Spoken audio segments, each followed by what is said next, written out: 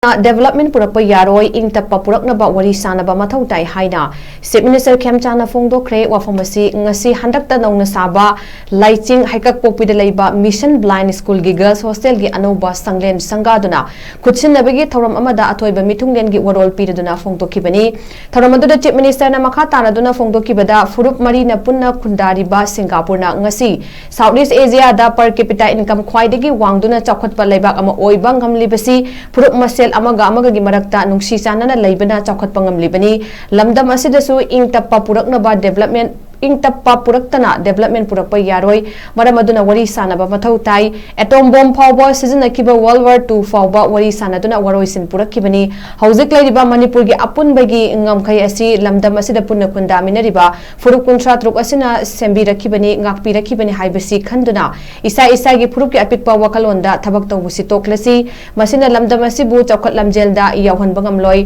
irang asi loisinanaba Wari Saduna state asibu tangdu leitaba phibam amada puraknaba punna hotnaminasi hauzik tongan ba furup singi luchingba kaya mahaki banglo da laktuna Wari Saba haure asigumba santi hanjilakna bakana hotnaringai jerak asida chingi lamda kanglup ani amung irang thoglakpa si laibakthibani aikoi punna amato oina Wari Sanaduna waroisin puraknaba hotnaminasi haina su tongan ba furup singda su apil tawki mahangna makha taraduna school asigi mahairoi singna awangba thaki mahai tamna ba hotnabada thengnariba awaba kaya asisu lengakna lumna lawi aduna school asi athuga matamda high school gi class 10 fawbada tamba yanaba upgrade tawragani haibagi thazaba su piramki laibak thidaba mit udraba ubagi pangal solaba mioi singda makoi de isona kudol torakpa talent haithoi singthoiraba kaya asibu miyam mangda puthokpi ba saktak piba pung thagot piba sida miyam nasu punna saruk yaminasi mairoi singi hauzik fangliba thagi senpam asidagi su khara hena hapsenana ba lengak asina hotnari adubu irang asina economic problem khara leibana ngamdri haiba wafam su phongdoki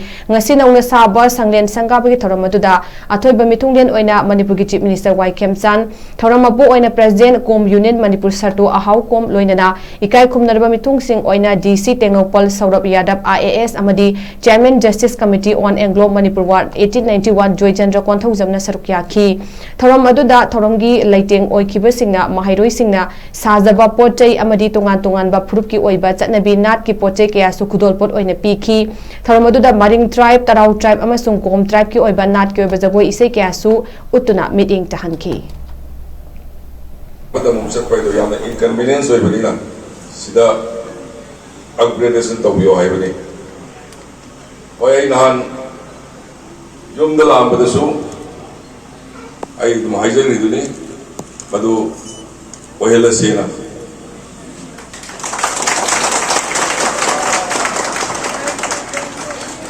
so social welfare ki director su yawi initiator ko aduga file kara yorge aina mathang lakpa session nangnaba madu upgrade tawsi aduga haikak popi haiba surrounding sida koi taminari ba group haijabatai om I'm also ke Maring Anal Langkang Darau jadi Manipur ki gazette notification de yawa community kuncha taruke manunda taruk tareti bagi khunsi da tare hai tare doi koi punna kawinaroi da base thengkang kaya da Manipur ki mahirol de horaka da thengkang kaya da Manipur si awada ki nga khiba tuan ba bagi ilang sing mikha pol bagi part mayam si maning taba Manipur ama ko na lain na bagi dam community kuntra darusina punna lingjen manaraka na Manipur si nga agalak pani ngasi Manipur ki lain ba boundary si kana ko mam pi berate community kuntra darusina same giba amadi nga kiba adu ma boundary ni adala ekoi pumana alla man sina tambilam basun balam se ekoi nusibam thui sini thamjani ogi Singapore aibalam do community mari do edi goina mak they are all Singaporean. We Singaporean ni HAINA kanda loina mak pride le. Southeast Asia la per capita quite the wangba adung balla mamoy. Magi so boleh bang manipur ki leiba Tappa ki lam se sim kan sa population na 60 lakhs ti hen ba aduga human resources tu ki matik wang jati singtu punna lebinar kanda Southeast Asia da khwai da ki economy wang ba per capita income wang boleh ba koi ni lusi sana na amadi santi leitana leiba amadi Purakpa Yaroi Maitai ki khanba naga ki khanba kuki ki khanba song khanada le suksau Purakpa Yaroi la mamoi bataw ni aduna ai koi apunba manipur amgi wakal da